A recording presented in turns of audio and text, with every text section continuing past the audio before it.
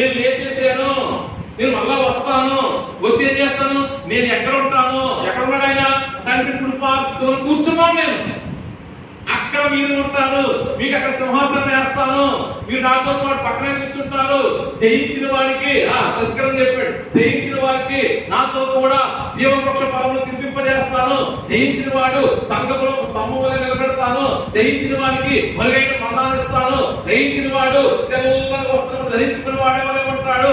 అబ్బా ఎన్ని విషయాలు చెప్పాడో ప్రకటన మొదటి అధ్యాయం. మొదటి 2-3 అధ్యాయులు చదివితే ఎన్నో ఆశీర్వాదాలు ఉన్నాయి.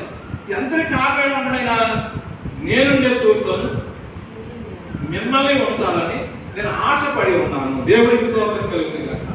మరి ఆశపడి ఉన్న దేవుడు ఏమంటున్నాడంటే, నా వలే ఉంటేనే, యేసు ప్రభువు వలే ఉంటేనే అక్కడ కూర్చుంటావు.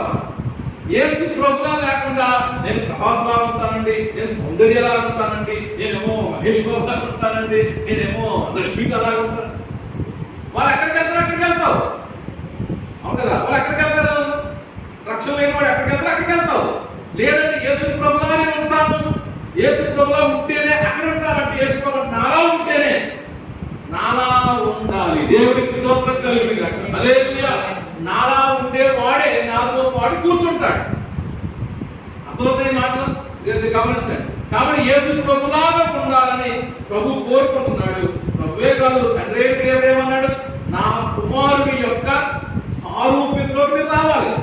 నా కుమారుడి యొక్క యేసుక్రీస్తు సారూప్యతలోకి రావాలి. ఇది తండ్రి యొక్క అపేక్ష. కుమారుడు యేసుక్రీస్తు ఏమన్నాడు, నా పోలికలోకి, నా యొక్క స్వరూపంలోకి రావాలి.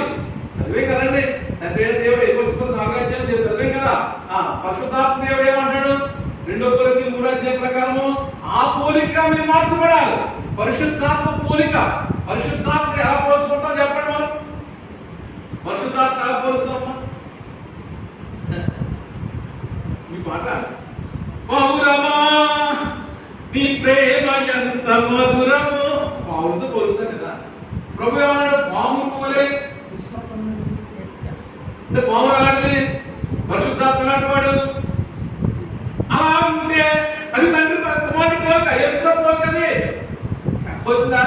ఆ పోలికలోకి వస్తే ఇది తండ్రి యొక్క కోరిక, కుమారుడు యొక్క ఆశ, పరిశుద్ధాత్మ యొక్క ఆరాటం. మనందరినీ క్రీస్తు వలె ఉండాలి. మనం ఉంటే తండ్రి కృపాసనంగా ఆయన కూర్చున్నలాగా, ఆయన కూర్చున్న చోటులో నీకు నాకు స్థానం ఇస్తాడు. దేవుడికి స్తోత్రం కలుగుతుంది కాక.